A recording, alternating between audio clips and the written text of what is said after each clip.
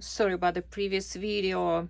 I know that it's not visible because I used this GoPro on my head. So I tried to see how it goes, but apparently I needed to bring it a little bit more down in order that would see the item, because it was all the time too high up.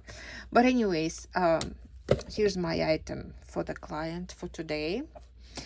And this one is a knit fabric, so it doesn't go very well with cotton, so you can't even, I mean, you're risking cutting it because it's all like knit fabric, right? What I did, I just made a seam, of course, on another side. And what I did, I put the leftovers on a side, and I got a little tiny needle, very, very, very tiny, and it's approximately half an inch in between each stitch. So that one is um it's like basically very, very lightly sewn together on its surface. So when you see it on another side, it looks nice and smooth, right? And she wanted this to be like square instead of trapezoid, or whatever the word is, trapezoid, like this. And she did her draft stitches herself even.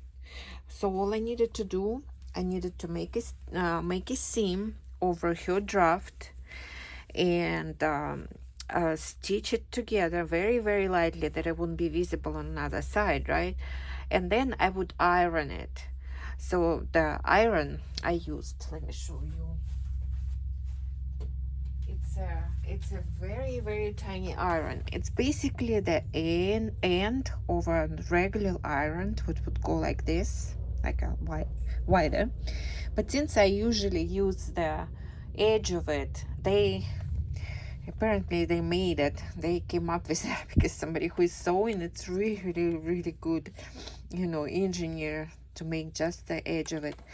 So you get the seam and you put the sheet, bacon sheet, which is, of course, I don't use for bacon, of course, God forbid. It's a brand new bacon sheet, which is the same as an ironing sheet. And you put it in between the fabric and in your iron, and you kind of lightly iron it. You're not gonna overdo it and press it too hard that it would be visible on the right side, right? Because it's tiny. And you put the numbers 4 in here.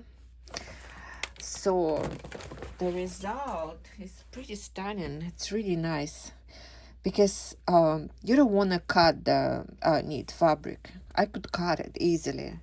It wouldn't take me long, right? But no, it has to be sewn to the surface, to the next surface.